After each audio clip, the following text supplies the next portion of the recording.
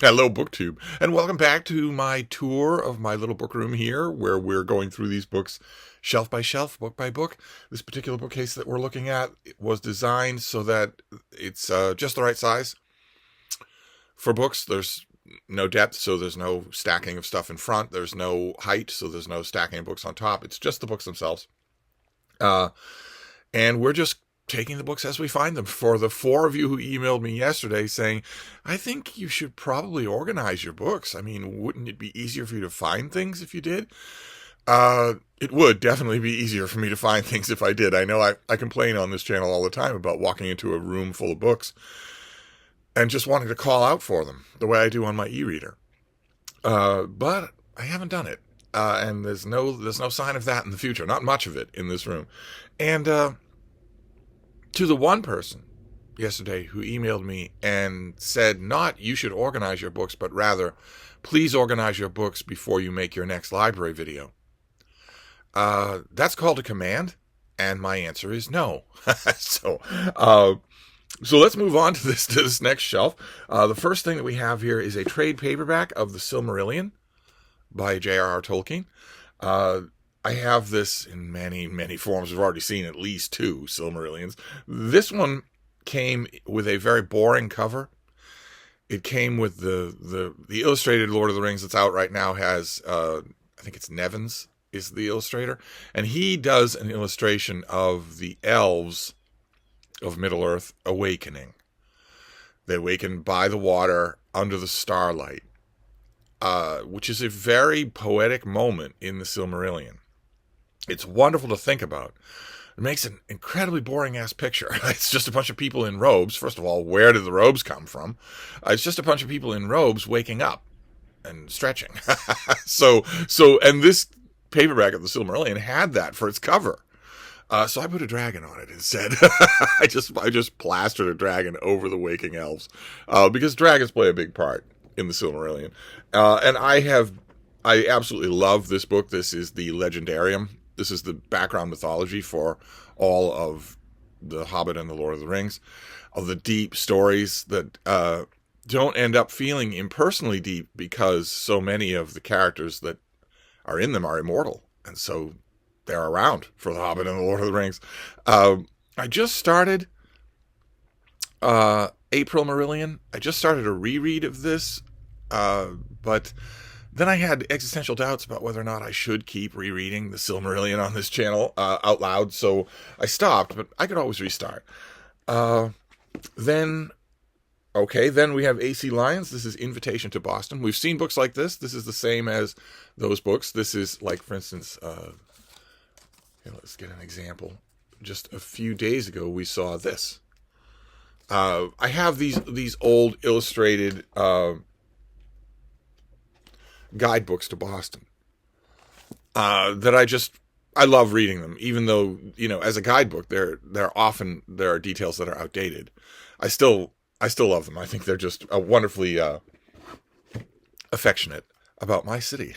Then we have a YA book, one of the first books to start gradually, tentatively carving out the separate distinction of YA. This is from 1963, and it's Like This Cat by Emily Neville, which is the title's a little weird. It's about a young man, a boy who does adopt a cat. He does communicate with, or attempt to communicate with, a cat throughout the book, but there's a lot of other stuff going on. I love this book. It's about real teenagers having real problems, and there's a quirky adult, and there's a plot line that needs to be solved by the end, but there's also human fallibility and human detail. It's well, I don't want to bash To Kill a Mockingbird, and I don't want to bash Catcher in the Rye, but it's strange to me that those books live and this one does not, when I think they're very similar. Maybe the writing is the problem. Maybe so. I think this is fantastic. I love it as a book. I also love an off-commented fact about it, which is that the parents aren't perfect, nor are the parents antiseptic. The adults in the book are not perfect, which is interesting to me. Uh, okay, then we have an anthology. This is the Saturday Evening Post. This was from when the Saturday Evening Post was a big powerhouse in American publishing.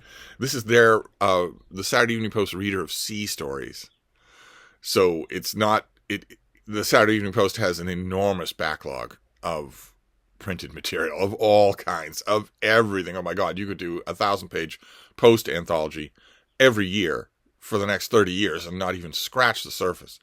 For fiction, for serialized fiction, for theater reviews, for book reviews, for just travel essays, politician profiles.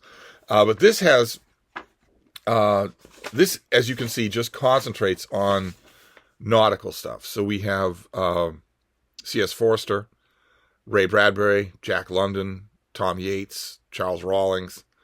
Who else? Oh boy. Oh, I haven't looked at this in a while. There are quite a few names in here that are not known anymore, which is a treasure. That's why I love anthologies, because you get. Well, we saw that yesterday with 101 Years Entertainment. You get introduced to the big names, sure, but you also get introduced to a ton of people you don't know and can follow. You can go and find more of them. Here's another anthology. This is the Best American series. Those of you who frequent bookstores, maybe you have a retail bookstore. I don't. Boston doesn't have a retail bookstore, but in retail bookstores every year there is the Best American series, Best American short stories, Best American nonfiction, that sort of thing. This is the one for 2003, Best American essays, edited by Robert Atwan, and I love this anthology just in general. But the thing that I love most about it was originally published in the Boston Review. It's Elaine Scarry. It's her essay, Citizenship in Emergency, which is about the forms of citizenship that emerged during the 9/11 terrorist attacks on the United States. Not as a result, not the Patriot Acts in the middle, rammed through Congress in the middle of the night to curtail your civil rights, but what emerged during the terrorist attacks, specifically the flight that crashed in Shanksville, Pennsylvania. And the essay it is very angry. It is very wonderful, I think, and it has lots of critics who don't like any of the deeper things that it's saying about decision making and citizenship. But I love it. I loved it. I read it in the Boston Review and loved it, and that's why I have this one. Much like this thing, much like Universe 10. Where I basically have this book for one story. I basically have this anthology for one piece in it, although I do read the other stuff in it. Oh, it's another anthology. All right, this is Simon Brett's book, The Faber Book of Diaries.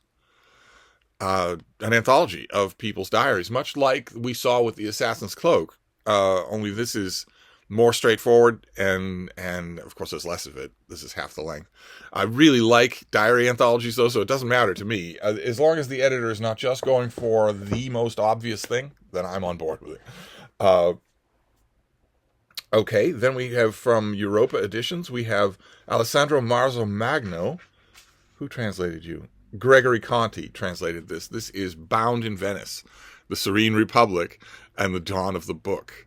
So this is Europa Editions doing nonfiction, but this is about the thriving book trade in Venice, which was not only a product of houses like Aldus Manutius, but also a product of booming trade. So it was not only the artisans, the people, the writers behind the printing presses and sometimes standing next to the printing presses, but also the market for translated works and also for any kind of work. I love this. Absolutely love it. I don't know why Europa Editions published it, but I'm very glad they did. This is it's a great installment in the burgeoning field of the history of the book, but it's also a wonderful little chapter in the history of Venice. And yes, I know that means it should be with all the Venice books, that all the Venice books should be together. Mm-hmm. Then we have Anna Quinlan. I mentioned yesterday with the dogs who came to stay that there are very few dog books I actually like. Very few that I think are not just pandering sentimentality. This is one of them. This is her book, Good Dog, Stay. uh,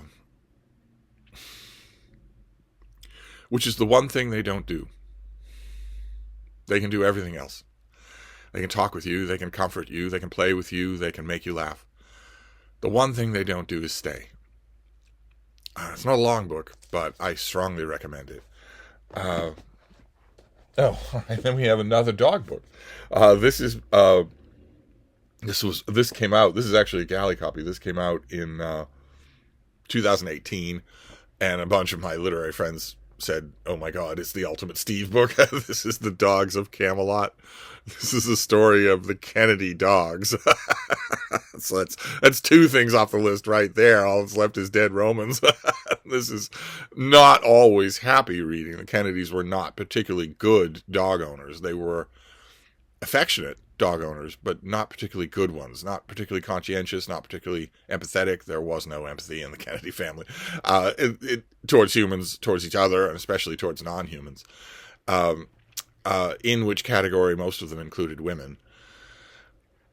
So this makes for a little bit of tough reading. I know lots and lots of people who have dogs. I've known in my life innumerable people who have dogs. Most of them think if they cover the basics, food and water, shelter from a bad winter storm, then they're doing the right thing. They're not. They're keeping slaves. And then, of course, I'm grateful. There are plenty of dogs in the world that don't get food and water, that don't have any shelter for the night.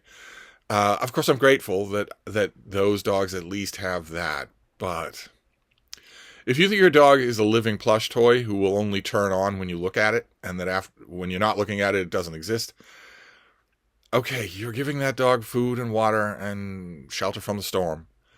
I would say care in old age, but most of the people I've known who give their dogs those things draw the line at care at old age. They don't do it.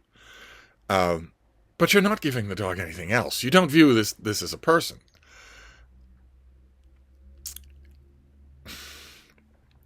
The human interest stories that we read from time to time about old people, old humans, who are simply warehoused in senior living facilities and no one visits them, and there's no attempt made to keep the spark of their personality alive. There's no attempt made to make them interested in anything. They're just warehoused there, and they're given food and water and shelter from the elements, but none of those human interest stories say that they are being well cared for. None of them do.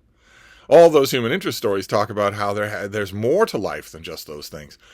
And of course, that's true. That's not just true for humans. And the Kennedys were, above all, guilty of that. Guilty of being conventional dog owners. Oddly enough, this very unconventional family, they were guilty most of the time of being conventional dog owners. Where, going away for the weekend, well, leave out some food. Got a lot of fun to have out in the lawn. We don't want him running around with us. Pen him up in this room. What's that you say? The room has a window so that he can stand at the window and see you having fun without him and know that he's just trapped here until you decide to remember that he exists. Maybe he needs to go to the bathroom. Maybe he's hungry. Maybe he wants to join you. Even though he will be unruly, maybe he wants to join you, and in only 6 years he's going to be dead, and you're not. Anyway, last thing of no one ever expected when they put this out that anyone would argue with it, and I didn't argue with it, but it was still touching. It still belongs in here. It's still stories about dogs in the White House, in and out of the White House, are always fun for me. Okay. All right. This is James Hart. This is another book about the history of the book. This is The Popular Book. His study of what that meant and how it works, and also pricelessly what the books were.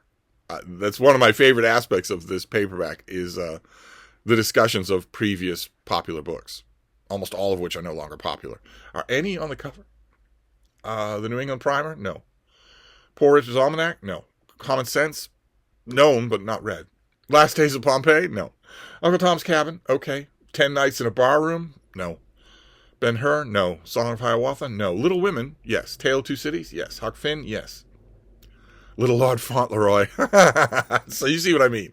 This tackles all of those signpost popular books from ages past, analyzes why they were popular in the particular environment, and also goes into the mechanics. What did that mean? What did a popular book mean? How did you even know it was popular? How did bookstores communicate with each other? And how did readers know about these things? I love it. Absolutely love it. Wish I could find The hardcovers, I presume it originally came in. Maybe it didn't. Okay, all right. We have another Venice book. This is Tiziano Scarpa. This is the book Venice is a Fish. Just, it's a little thing. It's a tiny thing. It's just brief, very opportunistic meditations on aspects of living in Venice.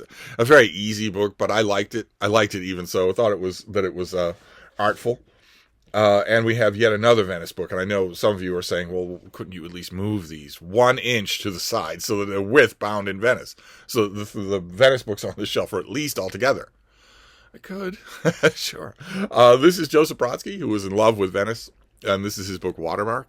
Again, a thin little thing. Venice floats in and out of a lot of what he writes, but Watermark is just about Venice. Then we have a relatively recent reprint of this book. It's not the most recent one. This is Personal Pleasures by Rose Macaulay, which is just random essays on things that she likes. Book catalogs, staying in bed, or wading in the water. It's just, if she is remembered at all, she's remembered for either this book, which I think has been reprinted more than anything else she's ever written, or The Towers of Trebizond, which is not remembered as a book. It's remembered for its opening line, because one pandering pseudo-intellectual 35 years ago said that that opening line was great. Of course, the opening line is great. That pandering intellectual did not read the rest of the book. No one who's ever quoted sententiously that opening line as a great way to start a book has ever read the book, much less anything else this author has written. But Personal Pleasures is wonderful and very digestible. I think that's probably why it keeps getting reprinted. All right. Then we have, this is also from Europa Editions. This is I Will Have Vengeance by Maurizio De Giovanni. Now, this is translated by Anne Milano Appel. And this is Commissario Ricciardi, who is in Naples police. It's a police procedural from the middle of the 20th century, with one little difference that makes a difference. You can almost tell from this cover design, which is that he can talk to dead people. But that's not exactly accurate. That they can talk to him. He can't talk to them. There is no exchange of information, and they can't say anything except their last coherent thought. That's it. That's all he hears from them. He sees them when no one else sees them, and he hears their last coherent thought. So, if he sees it all the time, he can't help it. So he's walking down the street, and he sees a child with a chest caved in, blood pouring out the mouth. And the child is saying to him, "Mommy, can I go play in the street?" And you can put two and two together and figure out why that was the child's last coherent thought, but it doesn't do the inspector any good. But if he goes to a murder scene, as he does in the whole series of these books, when he goes to a murder scene, there'll be a dead body on the floor. There'll be maybe a couple of items missing. There won't be any real forensic clues, but there will be the dead person standing there in the corner looking at him, but not looking at him. They're looking at the last person they saw, and they're saying over and over again, well, laughingly, well, you're the last person I expected to show up here. That's not much. It doesn't have anything in the way of details, but if you know that, you can, and you're a sharp person, which the inspector is, it can help you in your murder investigations, which is why he has risen as far as he has. But he's a very sad, very melancholy person. He's not happy with this gift at all. Although later on in the series, when it looks like he's lost the gift, he's unhappy about that as well. So, all right. This thing has been reprinted too. This is The Red Hourglass by Gordon Grice. And it's called Lives of the Predators. This is a little book about predatory animals, specifically venomous animals. And it's really, really good. Grice is a fantastic nonfiction writer. But there's a reason why this has this cover, and why every reprint of this book always has only one of these dangerous animals on the cover, the brown recluse spider. There's a reason why when you read this book, you only remember the brown recluse spider, which lives in North America. It lives in fairly cold temperatures in North America. I guarantee you there's a brown recluse spider in this room. I guarantee you, if you live in the American Northeast, there's a brown recluse spider watching you right now while you're watching this video. But they're very, as the name implies, they're very shy. They don't build their houses, their habitations right out in public. They don't tend to want any association with humans, even by accident. But their venom, when they use it, is astonishing. And there's one piece in this book. How many pieces are in here again? I have to ask that question because nobody remembers anything in this except that. Black Widow, that's that.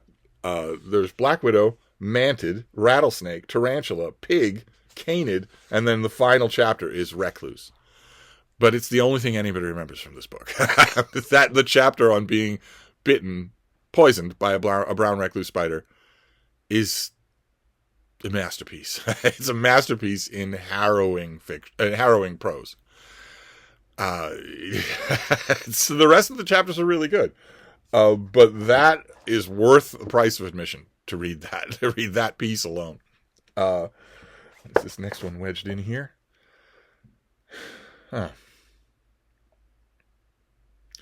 This is a debut novel, Under the Small Lights by John Cotter. And now let's move on. Okay, this next one is Madeline Blaise. This is To the New Owners. This is her book about Martha's Vineyard. I reviewed this for the Christian Science Monitor that I am on the back, only because at the time that I pitched this to my wonderful editor at the Monitor, I did not yet review books for the Martha's Vineyard Gazette. Is the Gazette even quoted on here? It might not be. Boston Globe, Washington. No, it's not. It's not even quoted on here. This is Martha's Vineyard has come up a few times on this library tour. This is a love letter to a particular house and a particular pond, a particular place on the vineyard.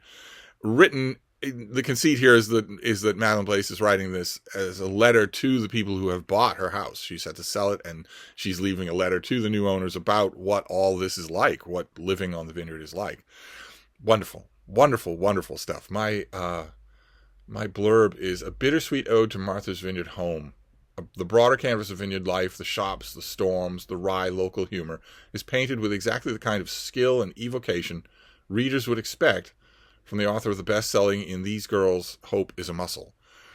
And I would have deferred the Monitor and gladly reviewed this for the Vineyard Gazette if I'd been reviewing for them at the time.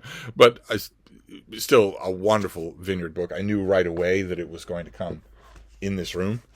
And then the final book here is John Gross, who I mentioned in an earlier video elsewhere as being the author of the Oxford Book of English Prose. This is Oxford Book of Essays. So I guess there was a theme to this shelf, right? Anthologies. That was a theme to this shelf.